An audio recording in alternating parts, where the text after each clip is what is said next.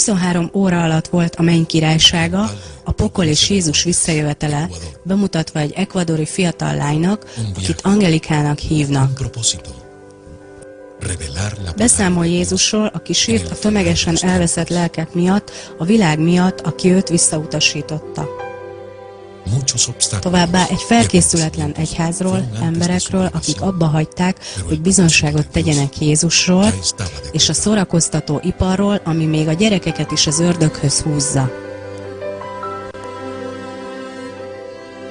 Arról is beszámol, hogy az általunk felmagasztalt kulturális személyek a pokolban szenvednek.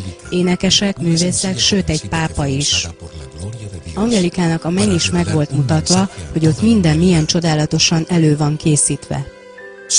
Egy hely, ahol nincs semmi gonosz. Bár Jézus az övéiért jön vissza, mégis sokan nincsenek felkészülve, és itt maradnak egy széteső világban. Máxima Zambrano a nevem, és a Casa de Oración gyülekezetbe járunk, El Empalméban.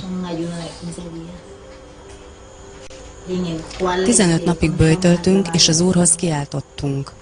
A leányom Angelika is velünk tartott. A 15 napos böjt alatt egy olyan állapotba kerültem, hogy természet fölötti dolgokat láthattam, amiket azelőtt soha. Imádkoztunk, böjtöltünk, Istenhez kiáltottunk, és vártuk, hogy ő szólni fog hozzánk. Az Úr bátorított minket, mert a kísértések miatt többször abba akartuk hagyni. De Isten megsegített, és a Jeremiás 33:3-at adta. Kiálts hozzám, és én megfelelek, és nagy dolgokat mondok neked, és megfoghatatlanokat, melyeket nem tudsz. Lányom is kifejezetten egy válaszért könyörgött az Úrhoz, amit akkor én még nem tudtam. Angelika Zambranónak hívnak. 18 éves vagyok, és a José María Velasco Ibarra Egyetemen tanulok, itt Ecuadorban. 12 éves koromban fogadtam be Jézust, de mivel egy barátom sem hívő, így furcsán éreztem magam velük. De eltávolodtam az Úrtól, és egy gonosz és rossz életvitelbe kezdtem.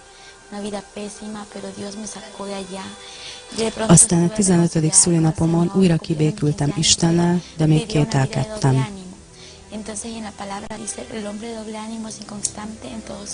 Azt mondja a Biblia a Jakab 1:8-ban, a kétszívű, minden útjában állhatatlan ember.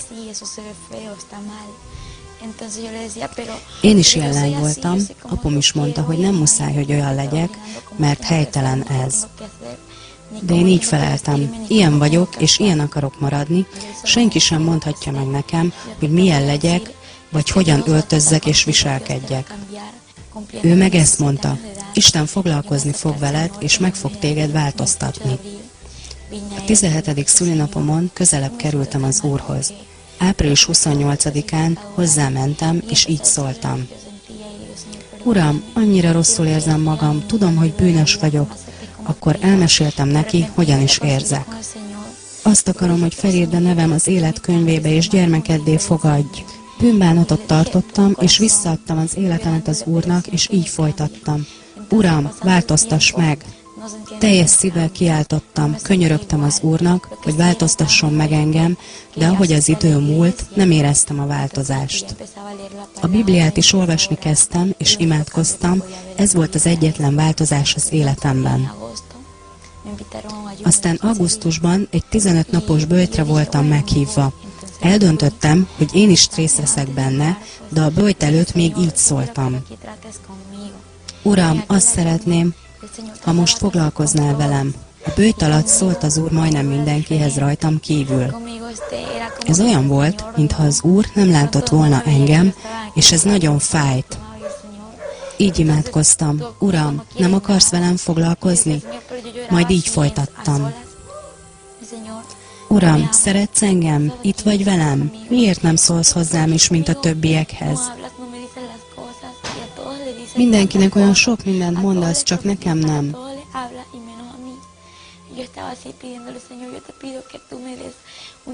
Így jelet kértem tőle, hogy velem van-e. Akkor kaptam azt az igét Jeremiás 33:3-ból. Kiálts hozzám, és megfelelek, és nagy dolgokat mondok neked, és megfoghatatlanokat, melyeket nem tudsz. Majd megkérdeztem, Uram, éppen hozzám szóltál?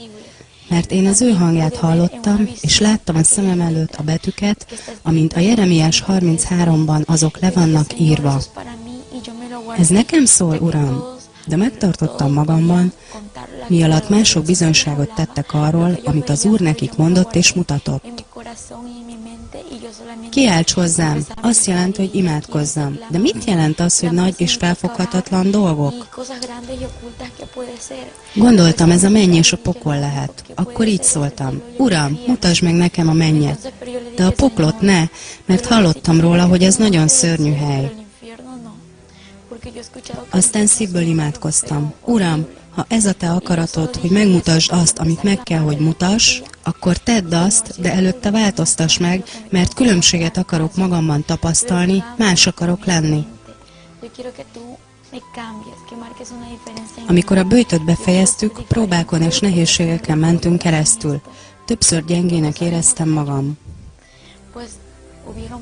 Jó barátok lettünk, a Szent Szellem a legjobb barátunk, így szóltam hozzá.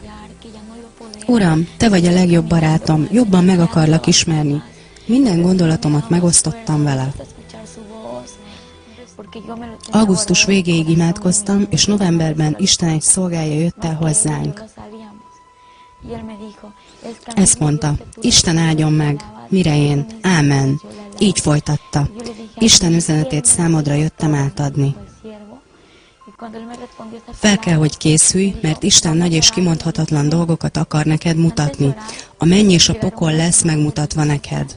Mert te a Jeremiás 33:3 ige miatt imádkoztál. Megkérdeztem, hogy honnan tud róla, hiszen én senkinek nem meséltem erről. Hamarosan elkezdtünk imádkozni. Néhány atyafi a gyülekezetből is velünk tartott. Az ima alatt természetfeletti dolgok történtek, és láttam, amint a mennyország megnyílik. És mondtam is, látom a mennyet megnyílva, és két angyal jött le fentről, csodálatos szárnyakkal, fénylettek, és úgy tűnt, mintha átlátszó aranyból lennének. A sarújuk kristály és szent köntösük volt. Megkérdeztem, hogy miért vannak itt. Mosolyogtak, és azt felelték, hogy azért jöttek, hogy elvégezzék a feladatukat. Neked a mennybe és a pokolba kell látogatnod, és addig nem megyünk el, amíg ez nem teljesedik be.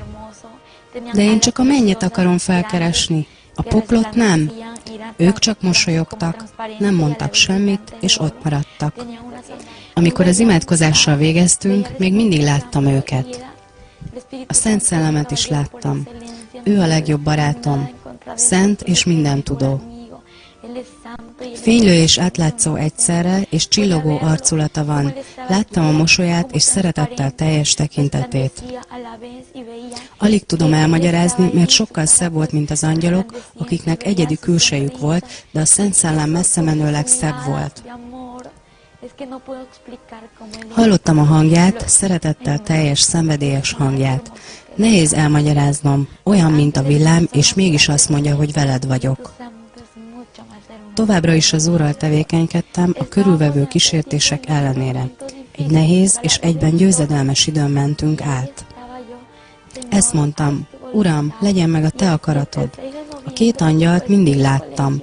November 6-án is velem voltak. Az angyalok iskolába menet is elkísértek, és a tanítás alatt is ott voltak. Annyira boldog voltam, hogy látni tudtam őket. Isten szolgája újra mondta, hogy fel kell készülnöm, mert az Úr a mennyet és a poklot akarja megmutatni, és meg fogok halni. Nem volt könnyű ezt elfogadni, hiszen még fiatal vagyok. Erre ő azt felelte, ne aggódj, az Úr mindent tökéletesen eltervezett. Mert mindent, amit tesz, az tökéletes, és visszahoz téged, hogy bizonságot tehessél a természet feletti dolgokról, és arról, hogy mi van a másik oldalon. Mert az Úr akarja, hogy mindenki megtudja azt. Erre én. Hogyan fogok meghalni? Egy autó fog engem elütni? Egy csomó gondolat futott végig az agyamon, de az Úr szólt az ő szolgáján keresztül, hogy ne aggódjak, mert minden az ő ellenőrzése alatt van. Ezt megköszöntem az Úrnak. November 6-án egy csodaszép nap volt, amikor az iskolából hazajöttem. Ott voltak az angyalok is, amikor ebédeltem, és a házi feladatomat csináltam, sőt, akkor is, amikor Istent imádtam. Nem szóltak hozzám, csak annyit mondtak: Szent, Szent, Szent, Halleluja! Dicsérték és magasztalták a mennyei Atyát. A Szent Szellem is ott volt az angyalokkal. Nagyon örültem nekik. Sokan azt mondják, hogy az evangélium unalmas, de ez az ördög hazugsága azokhoz, akik az Urat nem ismerik, és hogy ne is keressék. Én is ezt mondtam régebben, de amióta az Úrral találkoztam, és a Szent Szellemmel, azóta tudom, hogy ez az ördög hazugsága. Ez a legszebb élmény itt a Földön. Beszéltem a Szent Szellemmel, de az angyalok nem szóltak hozzám. Ők Istent imádták, én meg kértem a Szent Szellemet, tedd meg nekem ezt vagy azt. És ő ott volt. Érezni és látni tudtam őt. El tudom mondani, hogy mit tett a Szent Szellem, ami alatt én imádkoztam, ebédeltem vagy beszéltem. Érezni és látni tudtam őt. El tudom mondani, hogy mit tett a Szent Szellem, ami alatt én imádkoztam, ebédeltem vagy beszéltem. Láttam, amint felállt, és helyet készítettem neki, mert ő mindig ott volt. Sokan nem látják, de ő mindig jelen van. Ha megnézem, hogy honnan hozott ki engem, annyira hálás vagyok a kegyelméért és a szeretetéért, amit az emberek iránt és irántam tanúsított. November 7-én, amint az iskolából jöttem, kb. 15 lépésre lehettem a házunktól, egy hangot hallottam, ami ezt mondta: készülj fel, ma meghalsz. Tudtam, hogy a Szent Szellem szólt, hisz látni tudtam, de nem akartam tudomást venni róla. Azt mondtam: Uram, ma nem akarok meghalni. De amint kimondtam, újra szólt: légy készen, mert ma meg fogsz halni. Ezúttal hangosabban szólt, és egy nagyobb hatalommal, mire én azt mondtam: tudom, Uram, hogy te vagy, de erősítsd meg az állításodat, hogy biztos legyek benne, és akkor tégy az akaratod szerint. Átadom magam, bármit mondasz is nekem, vagy kérsz tőlem. Átadom magam, annak ellenére, hogy félek, mert tudom, hogy te velem vagy, és valóságos vagy. Akkor arra kértem, hogy a szolgája, akit azelőtt is használt, legyen ott nálunk a házban, és erősítse meg ezt a kijelentést, és jelentse ki az órát is, amikor meghalok.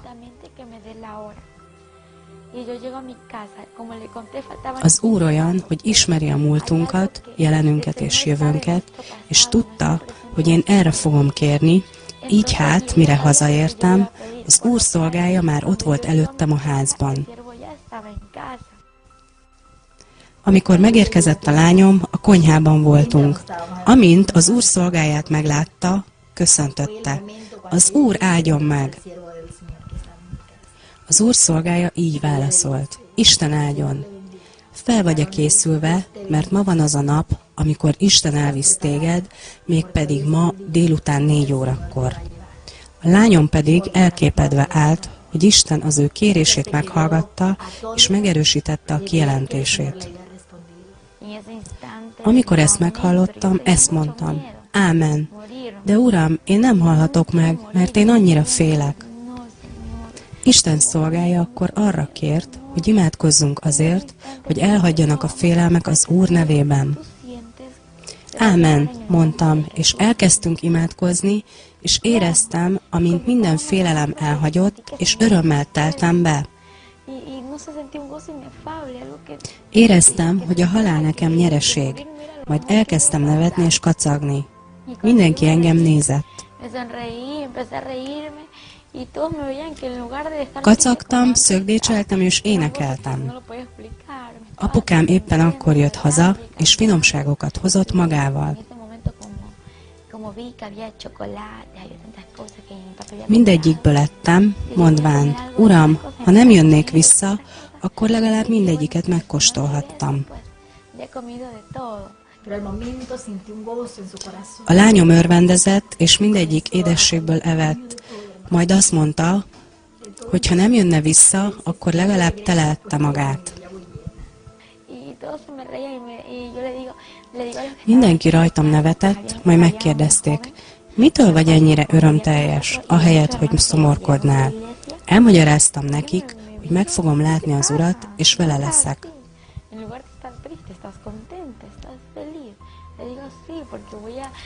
És mivel nem tudom, hogy visszajövök-e, ezért el akarom osztogatni mindenemet, amim van.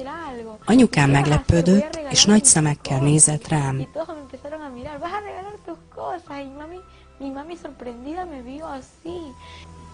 A lányom kezdte elosztogatni az összes dolgait a nőtestvéreknek a gyülekezetből, és amikor megkérdeztem, hogy mi is akar ez lenni, ezt válaszolta. Ha visszajövök, akkor mindent visszaadhatnak nekem, de ha nem, akkor megtarthatnak minden dolgomat, amit adtam.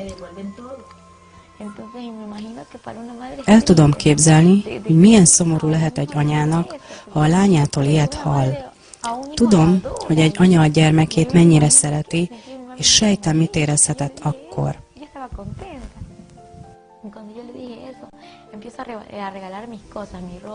De én olyan boldog voltam, hogy mindenemet szétosztottam egy feltétellel. Ha visszajövök, mindent visszakapok, ha nem, akkor megtarthatják emlékül. Az Úr azt teszi majd, amit tennie kell. És akkor elkezdtünk újra nevetni, de anyukám csak nézett, mert neki nem hagytam semmit.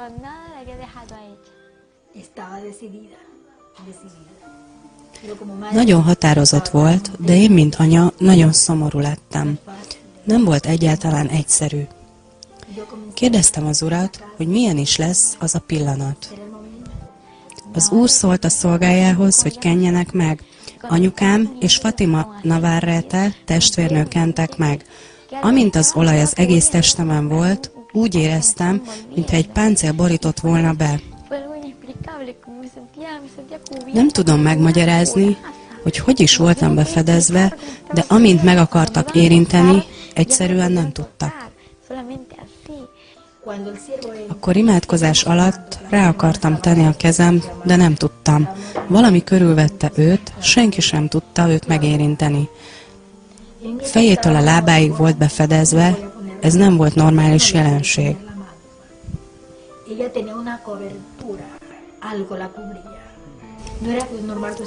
Nem tudtam megérinteni, senki nem tudta megérinteni őt.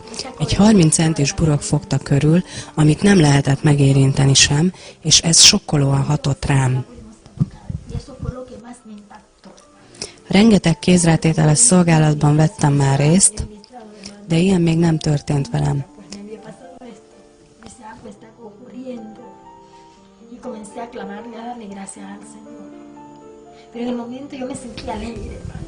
Elkezdtem Istennek hálát adni. Hirtelen vidámnak éreztem magam, öröm töltött be. A gyász és a fájdalom elhagyta a szívemet. Boldog lettem. Tovább folytattuk az imát, és röviddel 4 óra előtt a lányom a földre esett.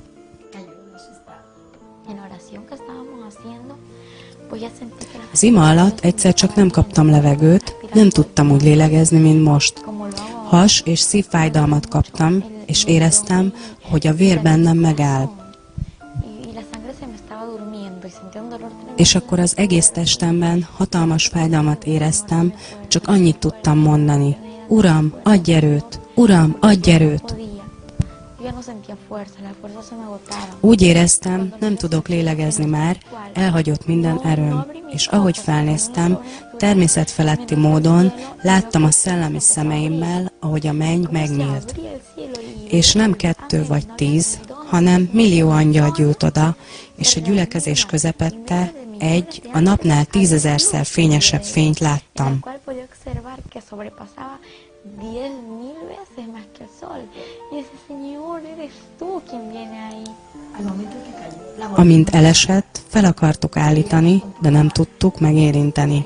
Ő meg nem volt képes talpra állni.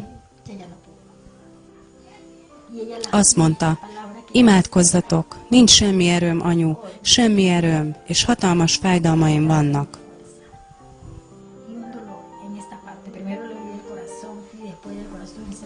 Először szívfájdalmai voltak, majd lement a fájdalom a hasába.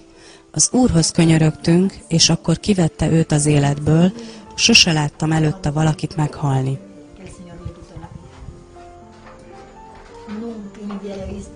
Bár az Urat szolgáltam, sose akartam látni, hogy hogyan hal meg valaki, de egyedül maradtam vele. Végig kellett néznem, ahogy a lányom szenved.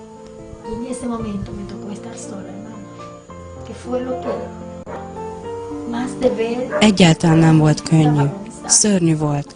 Az utolsó szavait nem is értettem már, majd az is abba maradt.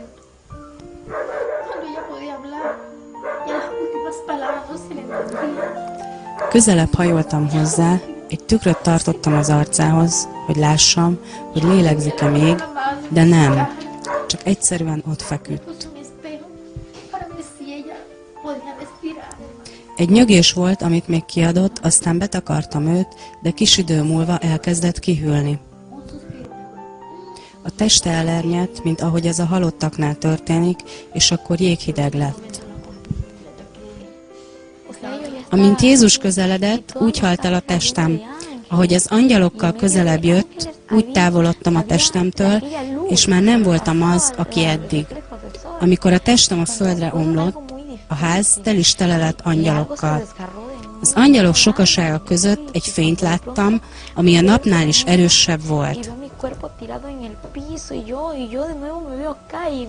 Rettenetes volt, mintha kiszakították volna a lelkemet és a szellememet. Sírva néztem a testemet a földön, majd megkérdeztem az Urat. Mi történt? Mi történt? Meg akartam érinteni a testemet, de mintha a levegőbe nyúltam volna, tehát sírva kiabáltam. De senki nem hallotta az ott imádkozók közül. Az Úrhoz kiáltottam segítségért.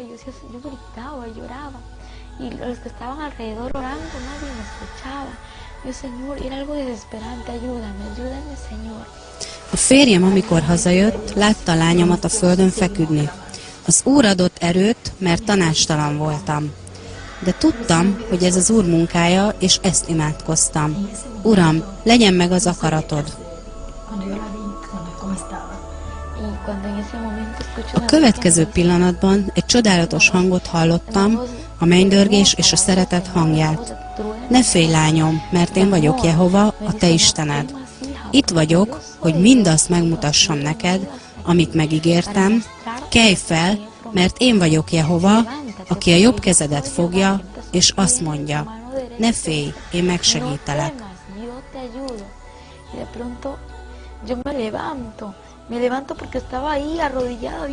Akkor felálltam. Éppen a testem mellett térdeltem, mert vissza akartam menni, de nem lehetett. Amióta az ő hangját hallottam, elhagyott minden rettegés. Az angyalok szétváltak előttem, ahogy elkezdtem lépkedni a fény felé. Békességet éreztem.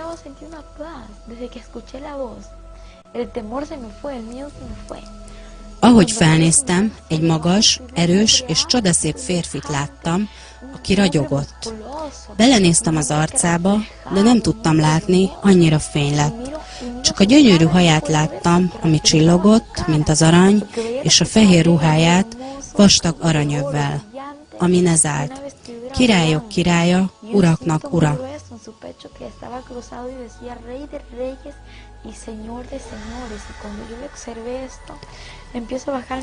Aztán megláttam a lábait. Aranysarúja volt, és az is ragyogott. Ő olyan szép volt.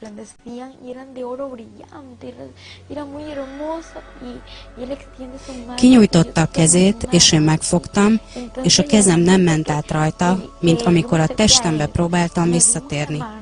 Megkérdeztem tőle, mi történt. Erre azt felelte, acá ya la mano no se me traspasó, no. Era como estar así, no sé, porque él es el sobrenatural. Mutatom neked a poklot, hogy el tud mondani az embereknek, hogy a pokol az létezik, és hogy valóságos. Megmutatom neked a dicsőségemet is, és hogy elmond a népemnek, hogy legyenek készen, mert a királyságom igazi, és én is valóságos vagyok.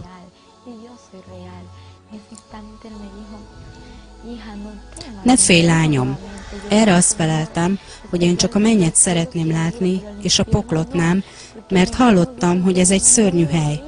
De ő így folytatta. Leányom, én veled leszek, nem hagylak el azon a helyen, csak megmutatom neked, milyen is ott. Mert sokan tudják, hogy van pokol, de nem félnek tőle. Azt hiszik, hogy ez egy játék, egy vicc. Azért mutatom meg neked, mert több ember szenved ott, mint aki a királyságomba jut. És amikor ezt mondta, láttam, amint a könnyei a köntösére hullnak. Megkérdeztem tőle, miért sírsz? Azt felelte, leányom, azért sírok, mert többen vannak azok, akik ide jutnak. És szeretném, ha elmondanád az embereknek az igazságot, és hogy neked se kelljen többször ide visszatérned. És akkor a föld megremegett, minden megrázkódott. Egy helyen ketté vált, és megpillantottam egy sötét üreget. Egy sziklán álltunk, és angyalok vettek körül.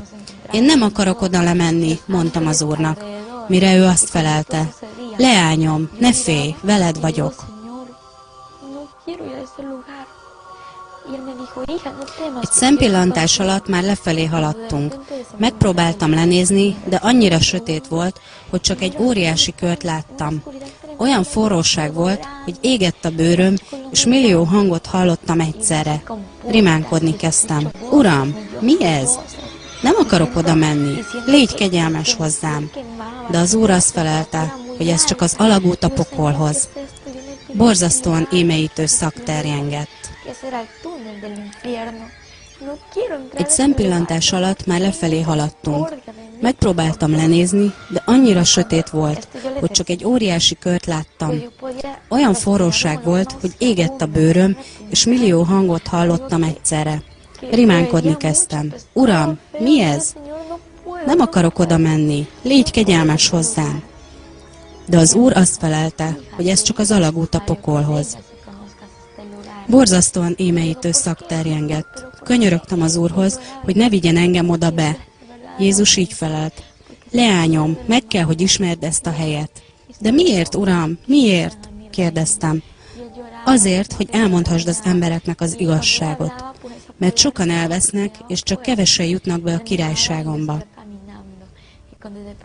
Szavai erőt öntöttek belém, és bátorságot adtak ahhoz, hogy tovább menjek. Elérkeztünk az alagút végéhez, és egy szakadékot vettem észre, ami lángba volt borulva. Leányom, szólt Jézus, vedd át tőlem ezt, és egy nagy mappát adott át, teli üres lapokkal.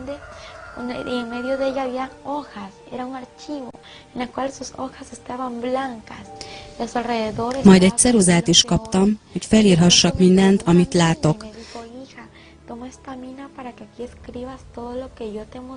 Leányom, szólt Jézus, írd fel mindent, amit mutatok neked, amit látsz, hallasz és átélsz.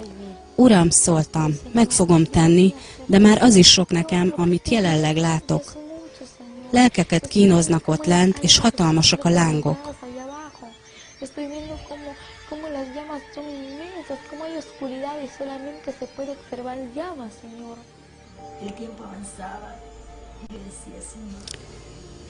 Az idő múlt, és a lányom csak feküdt ott élettelenül. Uram, mi történik itt? Állandóan könnyek jöttek a szemeiből, és hiába töröltem le őket, újra könnyezett. Tükröt tettem az arca elé, hogy lássuk a lélegzését, de semmi. A pulzusa sem vert. Isten szolgája világosított fel. Az a hely, ahol most éppen van, nem a nevetés, hanem a szenvedés helye. Azt mondtam Jézusnak, bizonyságot teszek, hogy a pokol valóságos, és hogy valóban létezik, de most vigyél ki innen, kérlek. Leányom, szólt Jézus, még be sem léptünk a pokolba, és még nem mutattam semmit. Hogyan akarod hát, hogy kivigyelek-e helyről? Kérdezte Jézus. Uram, kérlek, hogy vigyél ki innen. De elkezdtünk mélyebbre szállni, le a szakadékba. Kiabálni kezdtem, ne, nem akarok oda menni. Muszáj, hogy lásd, felelte. Aztán szörnyű démonokat láttam, kisebbeket és nagyobbakat, mindenfajtát. Gyorsan rohangáztak, és volt valami a kezükben. Meg is kérdeztem az Urat, hogy miért van ez? Azt felelte, hogy azért rohannak, mert az idő rövid, hogy az emberiséget, és főleg az én népemet tönkretegyék. A kezükben pedig nyilak vannak, hogy pusztítsák az embereket. Mindegyik démonnak van valami neve, és a névnek megfelelő nyila is, amivel egy személyt tönkretesz, majd ide cipeli. Személyeket kell nekik tönkretenni, és lehozni a pokolba. Majd láttam, hogy a föld felszíne felé nyomultak, és Jézus ezt is megmagyarázta.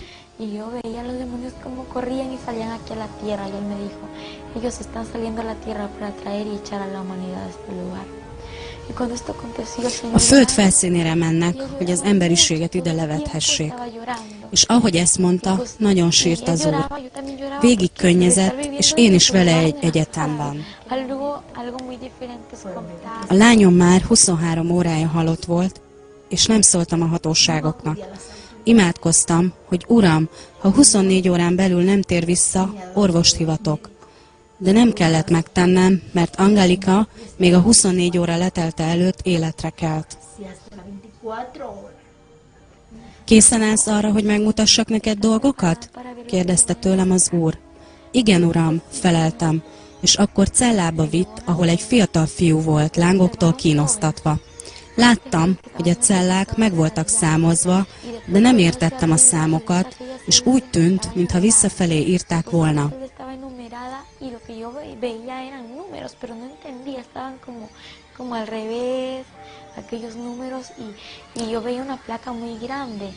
Egy nagy tábla is helyet kapott, és a fiú homlokán a 666-os szám volt látható.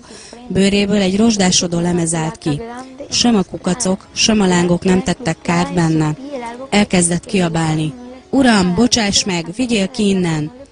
De Jézus azt felelte neki, hogy túl késő már. Sok lehetőséget adtam neked, hogy megtérj, de nem tetted.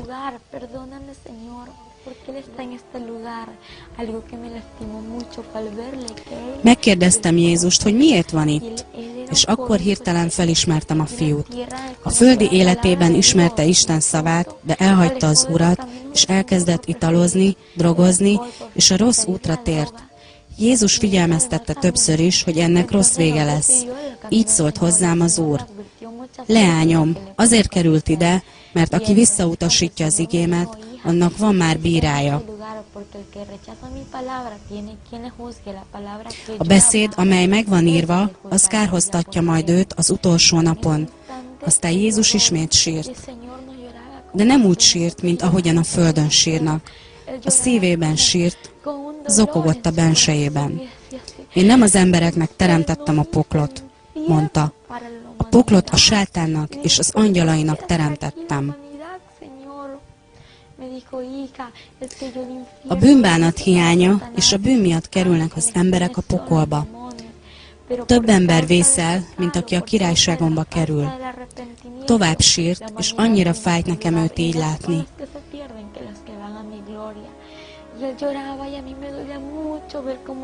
Leányom, mondta, az életemet adtam az emberiségért, hogy ne vesszenek el, hogy ne itt végezzék. Szeretetből és irgalomból adtam az életemet, hogy megtérhessen az emberiség, és bemehessenek a királyságomba. Láttam, hogy nem tud ellenállni a fájdalomnak, annyira átérezte az emberek kínjait itt. De biztonságban kezdtem magam érezni mellette. Arra gondoltam, ha elhagynám, itt ragadnék örökre. Akkor megkérdeztem őt, hogy van-e itt valami rokonom. Éppen egy másik cellához érkeztünk, és nem tudtam volna elképzelni egy családtagot egy cellák egyikében. Akkor egy nőt láttam, aki a tűzben égett, és a kukacok ették az arcát. A démonok közben lándzsával szurkálták a testét. Így kiabált felénk: Uram, légy kegyelmes hozzám, bocsáss meg, védj ki erről a helyről, akár csak egy percre is. A pokolban az emberek az emlékeikkel vannak gyötörve leginkább, avval, amit a földön tettek. A démonok persze állandóan gúnyolodtak velük, hogy imádj és dicsérj minket, mert ez itt a te királyságod. És a lelkek sikoltoztak, mert emlékeztek rá, hogy ismerték az Urat. És mivel ismerték az Úr szavát, kétszerte nagyobb lett a büntetésük. Majd így szólt az Úr: ezeknek már nincs több lehetőségük azokkal szemben, akik még élnek a föld felszínén.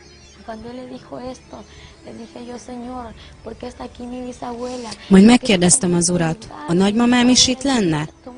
Nem tudok róla, hogy ismert volna téged. Miért van ő itt, Uram? Mert nem tudott megbocsájtani, felelte az Úr. És az, aki nem tud megbocsájtani másnak, annak én sem bocsátok meg.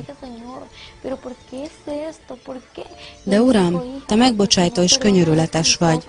Igen, leányom, de nekik is meg kell bocsájtaniuk mindenkinek.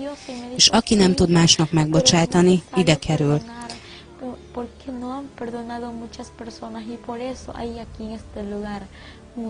Mondd el majd az embereknek, hogy itt a megbocsátás ideje. Különösen az én népemnek, mert sokan vannak az enyém közül, akik nem bocsátottak meg. Mondd meg, hogy szabaduljanak meg minden haragtól, keserűségtől, szívben lakozó gyűlölettől, mert eljött a megbocsátás ideje. Mert ha a halál meglep valakit, akinek nem sikerült megbocsájtani, ide kerül. Mert az életet nem lehet megvásárolni. Amikor elhagytuk azt a helyet, a dédnagymamám elkezdett kiáltozni, és Istent káromolta.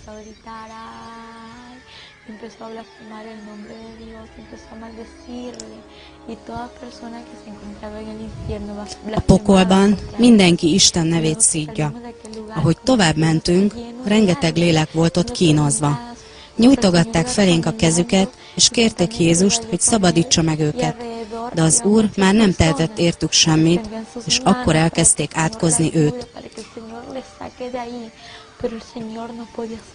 Jézus újra sírt, és így szólt: úgy fáj ezt látni és hallani.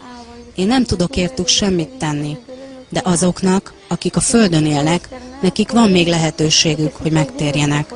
Azoknak, akik nem haltak még meg, azoknak, akik még élnek, van még idejük a megtérésre. Aztán elmondta, hogy ezen a helyen sok híresség van, olyanok is, akik ismerték őt. Aztán egy lángokkal borított nőhöz vitt, aki nagyon szenvedett és kegyelemért könyörgött. Az Úr rámutatott, és elmondta, hogy az a nő, aki körül van véve a tűzzel, az a híres, fiatalon meghalt mexikói énekesnő, Selena. Amint közelebb mentünk, a nő elkezdett kiáltozni: kegyelmezz, Uram, bocsáss meg, és védj ki erről a helyről! Az Úr ránézett, és ezt mondta: túl késő, már nem lehet megtérni. Aztán rám nézett, és ezt mondta: kérve kérlek, mondd el az embereknek, hogy ne jöjjenek ide, ne hallgassál semmit. Mondd el nekik, hogy ne hallgassák és ne énekeljék a dalaimat sem. Miért mondod ezt? Kérdeztem. Mert akárhányszor éneklik vagy hallgatják a dalaimat, még jobban kínoznak engem itt. És akik hallgatják vagy éneklik a dalaimat, mind az ide vezető úton vannak. Tehát mondd el nekik, hogy ez itt a valóság. Majd megint az Úrhoz kiáltott kegyelemért, mert a démonok lándzsákat dobtak a testébe.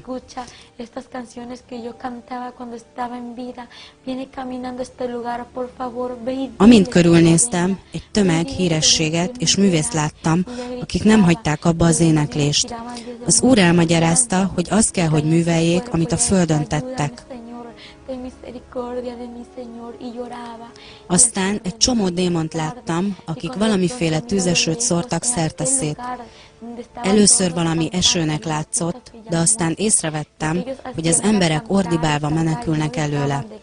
A démonok röhögtek, és azt mondták nekik, hogy dicsérjétek és imádjatok minket, mert ez a ti királyságotok örökre és örökké. A lángok megsokasodtak, és a kukacok is, víznek nyoma sem volt, és a démonok által szétszórt kén még jobban táplálta a lángokat és az emberek kínjait. Ez a fizetsége mindenkinek, aki nem tér meg, szólt Jézus. Akkor az Úr elvitt egy helyre, ahol egy nagyon híres személyt láttam.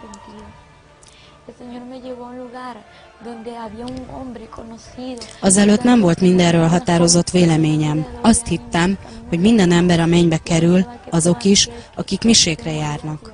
De tévedtem. Amikor II. János Pál pápa meghalt, a barátaim szerint a mennybe került. Minden tévécsatorna azt sugározta, hogy II. János Pál pápa meghalt, nyugodjon békében.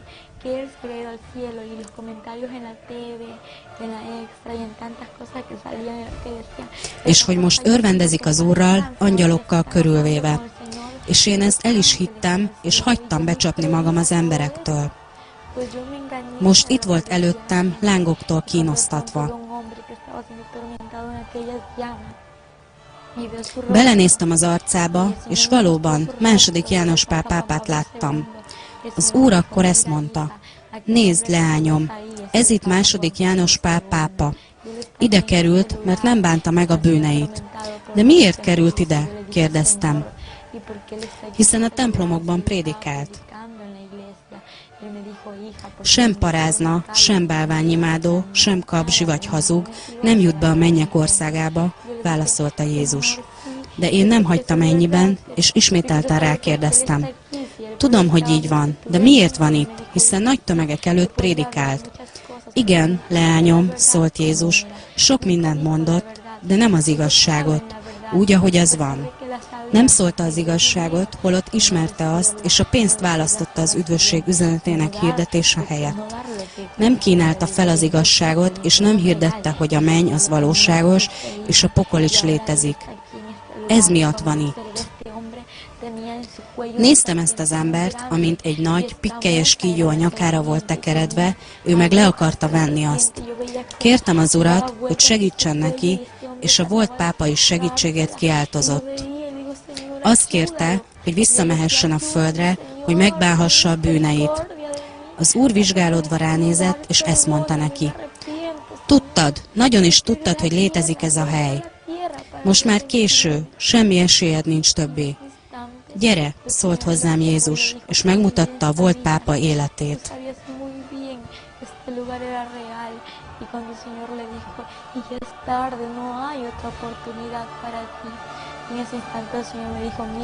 És akkor egy óriási képernyőn láttam, hogy ez az ember miséket adott hatalmas tömegeknek, és a tömegek bálványokat imádtak. Nézd, leányom, szólt Jézus, mennyi bálványimádó van ezen a helyen, de a bálványok nem mentenek meg.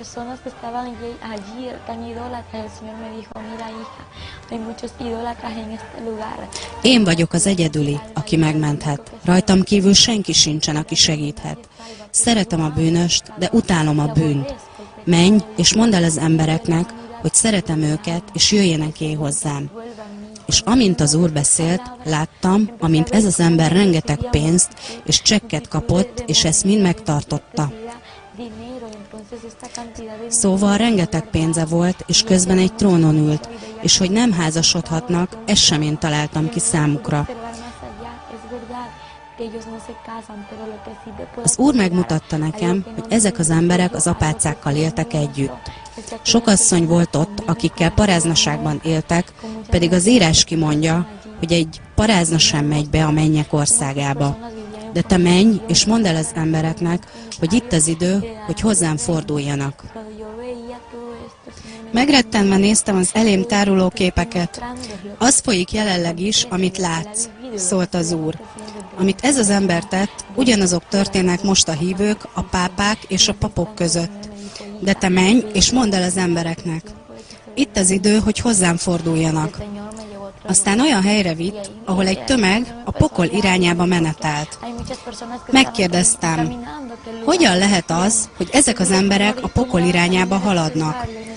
Aztán egy alagutat mutatott. Sok ember láncra volt verve, kezük, lábuk. Feketébe voltak költözve, és hatalmas terheket vittek a hátukon. Így szólt az Úr: ezek az emberek még nem ismernek engem.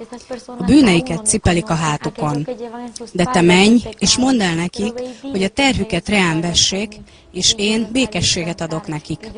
Én vagyok az, aki minden bűnt megbocsát. Mondd meg nekik, hogy jöjjenek hozzám, mert én tárt karokkal várom őket, és mondd meg nekik azt is, hogy a pokol felé vezető úton vannak.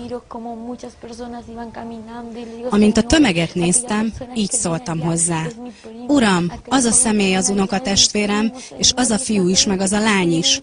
A családom bizonyos tagjai a pokol felé tartanak.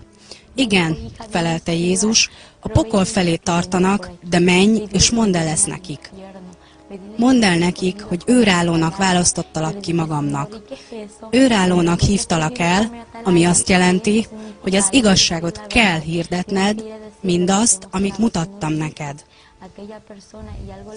Ha nem mondod el nekik az üzenetet, és történik valami az emberekkel, akkor az ő vérüket rajtad kérem számon. De ha elmondod nekik, amivel megbíztalak, akkor már velem lesz dolguk. Ha nem térnek meg a bűneikből, akkor te a felelősség alól mentesülsz, és nekik saját maguknak kell elszámolniuk viselkedésükért. Rengeteg híres és fontos ember haladt ugyanabba az irányba, mint például Michael Jackson, akit mindenki ismert az egész világon, de sátánista volt. Az emberek ezt nem látták rajta, de ez az igazság. Ez az ember sátáni egyezményeket kötött. Egyességet kötött az ördöggel, hogy hírnevet és rajongókat nyerhessen. Azok a tánclépések például, ahogyan ő táncolt, ugyanazok a tánclépések voltak, amivel a démonok haladtak, amikor áldozataikat kínozták. Visszafelé haladva és nem előre. Így táncolnak a démonok és kiabálnak közben, jól érezvén magukat az emberek rémülete miatt. Hadd mondjam el, hogy Michael Jackson a pokolban van. Láttam, amint a tűz kínozta. Megkérdeztem az Urat, hogy miért. Nem volt könnyű látni, ahogyan kínlódik és üvöltözik ez az ember. Mindenkit behálózott az ördög, aki az ő dalait hallgatja. Figyelmeztetlek, hogy ez a sátán csapdája, hogy téged is a pokolba csalhasson. Tehát fordulj el ezektől Jézus nevében, mert Jézus meg akar szabadítani téged, hogy ne vesz el, hanem örök életed legyen. Leányom, ezen az úton vannak olyanok is, akik ismernek engem, szólt hozzám az Úr. Az hogyan lehet, hogy ismernek téged, és mégis a pokolra vezető úton vannak? Kérdeztem. Ezek azok, akik elhagyták az utaimat, szólt az Úr, és azok, akik kettős életet élnek. Lábaik és kezeik meg voltak kötözve. Habár fehér köntöst viseltek, az gyűrött volt, pecsétes és piszkos. Látod, leányom, szólt Jézus, hogy az enyéim mennyire elfordultak tőlem? És tudd meg, hogy nem ezekért jövök majd vissza. A szentekért jövök el, a fedhetetlenekért, akik készen állnak folt és szenny nélkül. Mondd meg nekik, hogy térjenek vissza a régi útra. És akkor láttam a nagybácsikámat is, akik eltértek az Úr útjaitól.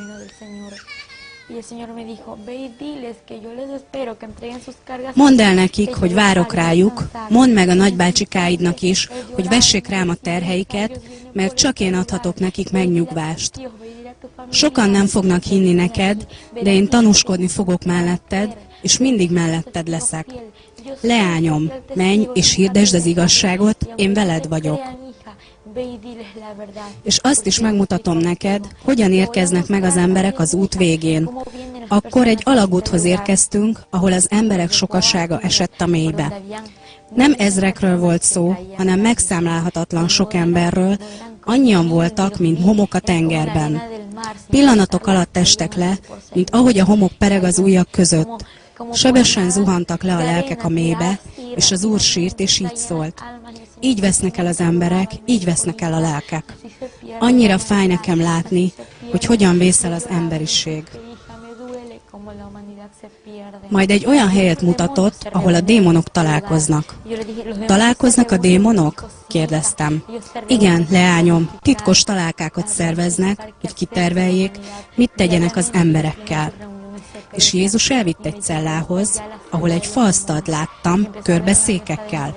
Leányom, szólt az Úr, most forrálják ki a terveiket, hogy kimennek és szétrombolják a pásztorokat, evangélistákat és misszionáriusokat nyilaikkal, családtagjaikkal egyetemben. Rengeteg nyiluk van ehhez. A démonok kacagtak, kiröhögvén az embereket, mondván, gyertek, tegyük tönkre őket, és hozzuk ide mindet. De te mondd meg nekik, leányom, hogy velük vagyok. Ne hagyjanak ajtót nyitva, és ne adjanak helyet a sátánnak, mert az körbejár, mint egy ordító oroszlán, keresvén azt, akit elnyeljen. De ő nem oroszlán, mert oroszlán csak egy van, Júda oroszlánja, a názáreti Jézus Krisztus. A démonok főleg a pásztorokat akarják elkapni, és a családtagjaikat. Miért? Kérdeztem. Mert a pásztorok sok ezer emberért felelősek azokért, akiket pásztorolnak. A démonok rá akarják venni ezeket a bárányokat, hogy térjenek vissza a világba, hogy elkaphassák és lehozhassák őket ide a pokolba. De te menj és mondd el a pásztoroknak, hogy az igazságot prédikálják, és nem mást. Azt prédikálják, amit naponta adok nekik, és soha ne tartsák vissza az igémet. Majd elhagytuk azt a helyet, és így szólt az Úr. Valamit meg szeretnék mutatni neked. Gyerekek is vannak ezen a helyen. De miért vannak itt gyerekek? Kérdeztem megriadva. Hiszen az igét kimondja. Engedjétek hozzám a gyerekeket, hiszen ilyeneké a mennyek országa. Így felelt. Igen, leányom, ez igaz, de a gyerekeknek is hozzám kell, hogy jöjjenek, mert nem taszítom azt el, aki hozzám jön. Majd megmutatott egy 8 éves kisfiút. A fiú lángokban állt, és kiabált az Úrhoz. Uram, kegyelmezz, és vigyél ki erről a helyről, nem akarok itt maradni többet. Kiabált és sírt. A démonok mesefilm figurák képében mentek oda hozzá, a Pokémon és Dragon Ball Z szereplői képében. És akkor az Úr megmutatta nekem a kisfiú életét egy képernyőn, amint egész nap a tévét nézte. Ezek a rajzfilmek, mozifilmek és szappanoperák mind a sátán eszközei, hogy az embereket rombolják. Láttam, amint ez a kisfiú fellázadt a szülei ellen, és szófogadatlan lett. Amikor beszélni akartak vele, a földre dobott mindent, és elrohant. Majd egy autó alá került, és meghalt. Azóta van itt. Láttam ezt a kisfiút, amint gyötrődött. Menj, leányom, szólt hozzám Jézus, és mondd meg a szülőknek, hogy úgy neveljék a gyermekeiket, amint az én igémben áll. Isten szava igaz. Isten igéje azt mondja, hogy a gyereket vesszővel fenyítsd, de nem állandóan, hanem akkor, amikor engedetlen a szüleivel szemben. Aztán egy szomorú, fájdalmas dolgot mondott az Úr. Leányom, sok gyermeke rajzfilmek miatt került a helyre, és a lázadás miatt. De miért a rajzfilmek a hibásak? Kérdeztem. És akkor az Úr elmagyarázta, hogy a démonok lázadást, engedetlenséget, elkeseredettséget és gyűlöletet visznek át a gyerekre. Ezzel utat nyitva a többi démonnak, akik aztán megakadályozzák minden jó kifejlődését a gyerekben, és azok inkább a rosszra lesznek hajlamosak. Amit a tévében látnak, az cselekszik a valóságban is. A pokol tehát létezik, és a gyerekeknek is el kell dönteniük, kit követnek, amikor azt már meg tudják érteni. Ha már ismerik a menny és a pokol fogalmát, dönteniük kell, melyiket választják. Még sokkal többet lehetne mondani a pokolról, de most megosztom veletek, amit a mennyben láttam. Jézus ezt mondta: leányom, most megmutatom neked, amit szent embereim számára készítettem. Ekkor elhagytuk azt a helyet, egy alagúton keresztül, majd hirtelen egy helyre értünk, ahol nagy fény volt. Már nem láttam a sötétséget, gyötrelmet és lángokat. Jézus így szólt: leányom, megmutatom neked a dicsőségemet. Majd elkezdtünk emelkedni a menny felé. Hamarosan megérkeztünk egy ajtóhoz, ahol hatalmas aranybetűkkel volt kiírva: Üdvözlünk a mennyek országában. Majd Jézus így szólt: Leányom, lépj be, mert én vagyok az ajtó. Ha valaki én rajtam megy be, megtartatik, és bejár és kijár majd, és legelőtt talál. Miután az Úr ezeket a szavakat mondta, az ajtó kinyílt, és bementünk. Láttam angyalok seregeit, hogy dicsőítik, tisztelik és áldják a mi mennyei atyánkat. Ahogy tovább mentünk, odaértünk egy asztalhoz, amelynek láttam az elejét, de a végét nem. Láttam egy nagy trónt, és egy kisebb trónt, és körülöttük több ezer széket. A székek mellett ruhák voltak és koronák. Az Úr azt mondta nekem: Leányom, a korona, melyet ott látsz, az az életnek koronája. Jézus ezt mondta: Nézd, leányom, ez az, amit készítettem a népem számára. Láttam, hogy az asztal fehér terítővel volt befedve, aranyszegéllyel. Tányérok voltak rajta, és aranyserlegek, gyümölcsök. Minden fel volt állalva, annyira gyönyörű volt. Egy nagyon nagy edény állt az asztal közepén, amiben a bor volt a vacsorához. Jézus így szólt: Leányom, minden készen áll a mennyasszony fogadására. Aztán elmentünk egy másik helyre, ahol sok embert láttam egy kertben. Voltak köztük ismert emberek a Bibliából, de nem idősek, hanem fiatalok. Ott volt egy fiatalember egy nagy kendővel a kezében, táncolt és pörgött, és dicsérte az Urat. Jézus mondta: Lányom, az a fiatalember, akit ott látsz, az én szolgám Dávid. Dávid dicsérte az atyát.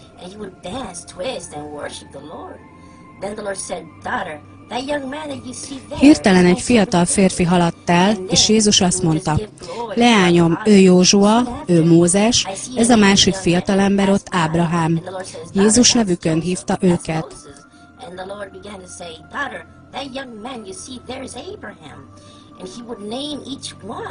Mindannyiukon ugyanaz az arckifejezés volt. Jézus azt mondta: Leányom, a nő, akit ott látsz, az én szolgám Mária Magdolna. Ő meg a szolgám Sára.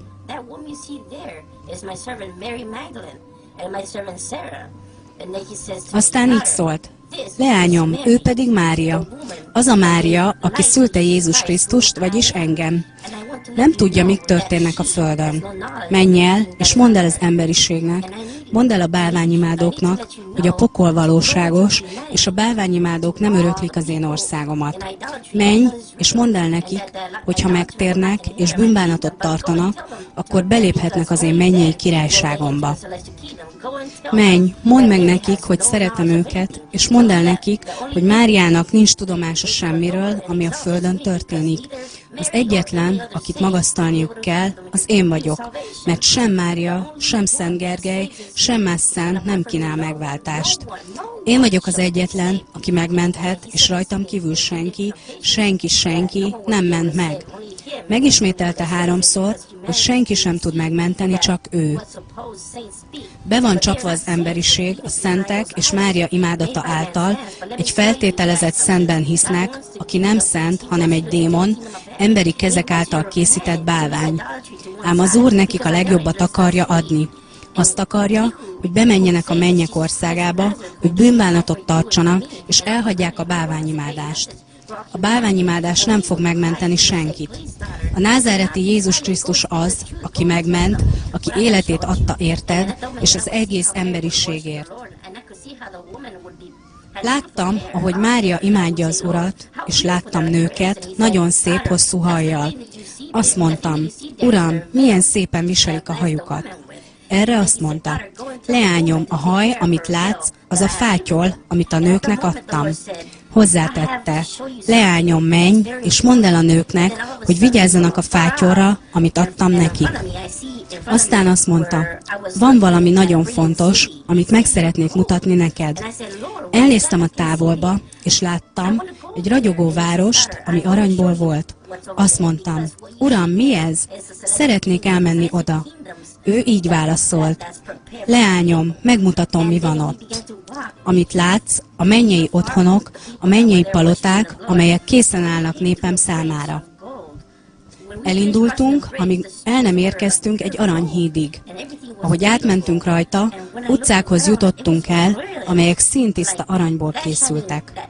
Minden annyira szép, olyan fényes volt, mint a csillogó üveg, természetfeletti, megmagyarázhatatlan módon. Mennyei palotákat láttunk, és amint azokat angyalok ezrei építik.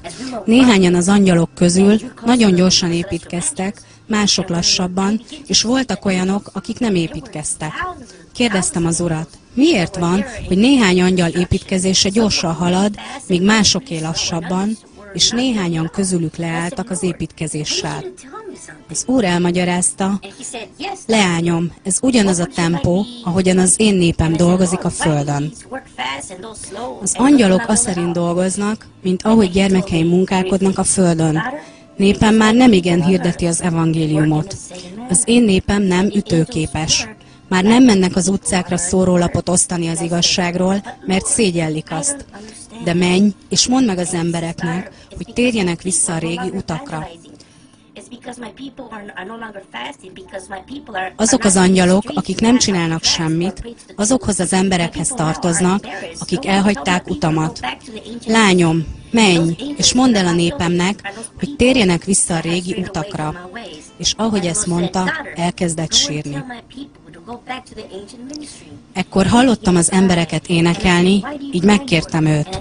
Uram, szeretném, ha elvinnél oda, ahol ezek az emberek énekelnek.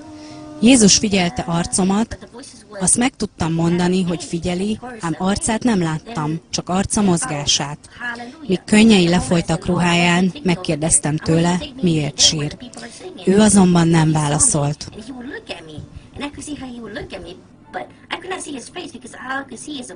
Később megérkeztünk ebbe a gyönyörű kertbe. Ott a mennyei házikok között imbolygó virágokat láttam.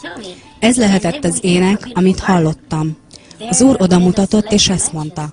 Leányom, nézd, ők dicsérnek engem, ők imádnak engem. De az én népem már nem teszi ezt. Az én népem már nem dicsőít, nem imád engem, már nem keresnek engem, mint korábban. Ezért mondtam ezt neked, lányom, hogy menj, és mondd meg népemnek, hogy keressenek engem, mert én azokért megyek, akik arra törekszenek, hogy engem szellemben és igazságban megtaláljanak, egy népért jövök, amely készen áll, azokért, akik szentek. És könnyezve mondta, jövök. Akkor értettem meg, hogy miért folyt a könnye, mert ő eljön, de nem azokért, akik félszívűek. Azokért jön vissza, akik őt szellemben és igazságban keresik. Ekkor az Úr azt mondta, hogy vissza kell térnem a földre.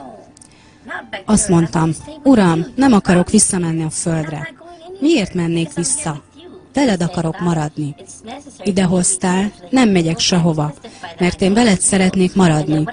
Jézus azt felelte, leányom, szükség van rá, hogy visszatérj a földre, és tanúskodj arról, hogy az én dicsőségem valóságos, és hogy amit láttál valós, hogy az emberiség eljöjjön hozzám.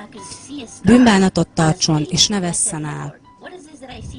Könnyezve estem a lábai elé, és láttam a sebeket a lábán. Azt kérdeztem, Uram, mitől vannak ezek a sebek itt? Így válaszolt, leányom, ez a seb arról a napról van, amikor életemet adtam az emberiségért. A kezén lévő sebeket is megmutatta, és én megkérdeztem, Uram, miért vannak még meg ezek a sebek? Azt felelte, leányom, ez egy seb, ami megmaradt. Megkérdeztem, elmúlik-e majd, és ő így válaszolt, leányom, ez akkor tűnik el, mikor az összes szent újra egyesül itt. De most vissza kell, hogy vigyelek a földre, a családod és a nemzetek várnak rád.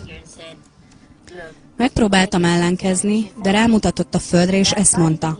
Nézd, azok az emberek, akiket ott látsz, a rokonaid. Vissza kell térned a testedbe, ami ott vár rád. Itt az ideje, hogy elhagyd ezt a helyet. Aztán elvitt egy gyönyörű, kristálytiszta folyó mellé, és azt mondta. Leányom, lépj be a folyóba, és merülj alá. Mielőtt beléptem abba a kristályosan tiszta élő vízbe, leírhatatlan örömet tapasztaltam.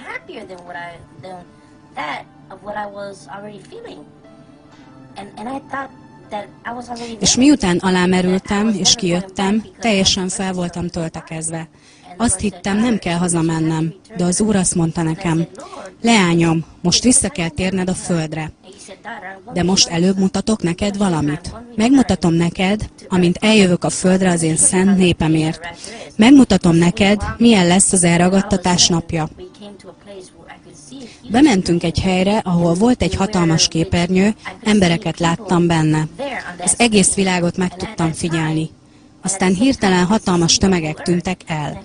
Terhes asszonyok vesztették el magzataikat, és mint az őrültek úgy sikoltoztak. Mindenfelé gyermekek tűntek el. Emberek sikoltozva futkostak ide-oda, mondván, ez nem lehet igaz, ez nem lehet igaz. Mi történik itt?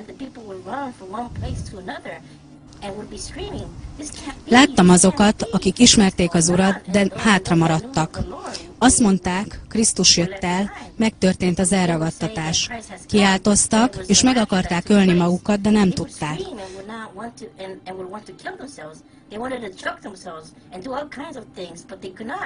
Az Úr azt mondta, leányom, azokban a napokban a halál menekülni fog.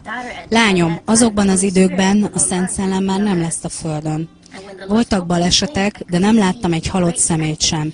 Minden sérült ember életben volt.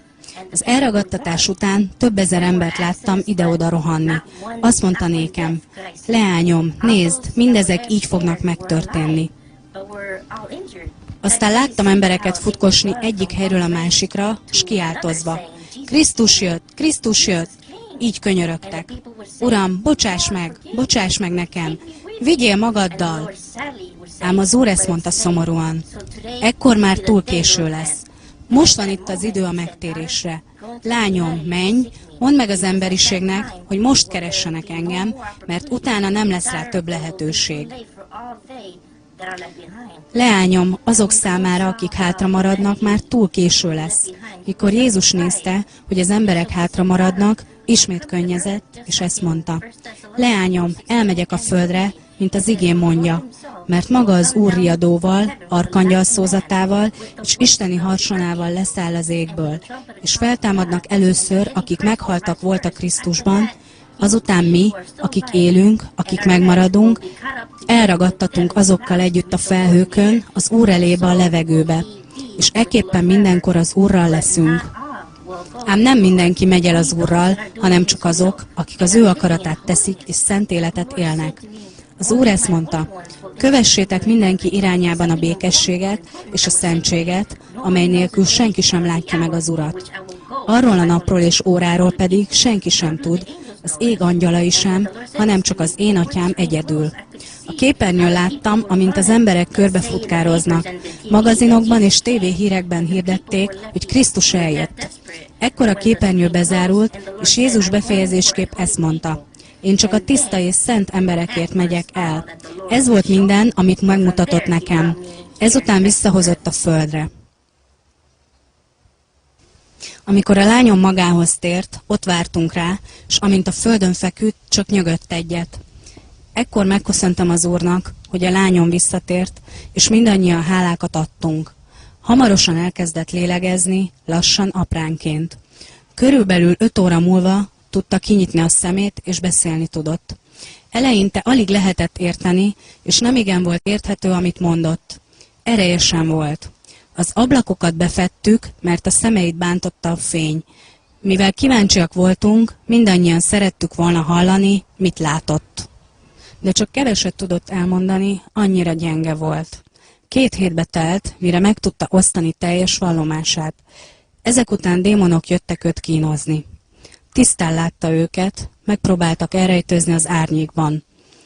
Visszajövetele után 3 nappal már itt voltak, mikor még nem tudott igazán beszélni. Megkérdezte tőlük, hogy mit akarnak, és ők így válaszoltak. Azért jöttünk, hogy egyességet kössünk veled. Hallgatnod kell. Ne mondj el semmit abból, amit odalent láttál, mert ha beszélsz, megölünk. Úgy írta le a démonokat, mint csúnya, nagy és kövér lényeket.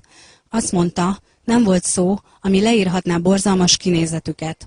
Megdorgálta őket, de nem mentek el. Sőt, ráugrottak, és megpróbálták megfojtani. A lányom szeretett volna ellenállni, megfedvén őket, de nem volt hozzá elég ereje. Nem mondj el semmit abból, amit odalent láttál, mert ha beszélsz, megölünk. Úgy írta le a démonokat, mint csúnya, nagy és kövér lényeket. Azt mondta, nem volt szó, ami leírhatná borzalmas kinézetüket.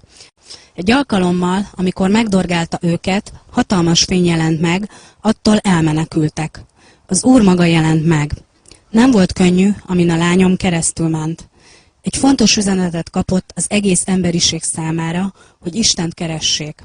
Sajnos az emberek azt hiszik, minden rendben van, mindent megtehetnek, mindent szabad. Fiatalok kábítószerbe, alkoholba merülve azt gondolják, hogy minden rendben van, mindent megtehetnek, ám ez nem így van. Az egyik legmélyebb benyomást a pokolban lévő sok-sok híresség sztár keltett a lányomban, beleértve a táncosokat is, sőt még II. János Pál pápát is. Itt az ideje, hogy keressétek az Urat, bűnbánatot tartsatok, és megalázzátok magatokat előtte. Isten igéje igaz, amikor azt mondja, az ég és föld elmúlnak, de az én beszédeim nem múlnak el. Az Úr igéje beteljesül, mikor eljön az ideje. Az Úr egy alagutat is mutatott a lányomnak, ahol az emberek a pokol felé mentek. Sokan már a pokolban voltak. Ez mind valóság, ám ez sokszor még az Úr emberei sem hiszik el. Sokan egyszerűen nem hisznek. A fő üzenet az volt, hogy keressük az Urat, de ne csak szánkkal, hanem szívünk legmélyéből, mert az Úr eljövetele nagyon közel van. Jézus ezt mondta, én már nem az ajtó előtt állok, már átléptem az ajtón. Eljövök hamar.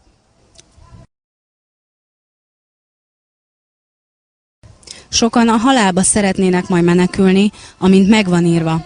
Azokban a napokban keresik az emberek a halált, de nem találják meg azt, és kívánnának meghalni, de a halál elmegy előlük. A tévécsatornák és újságok is ontották magukból a rendkívüli híreket, ezrek és ezrek tűntek el.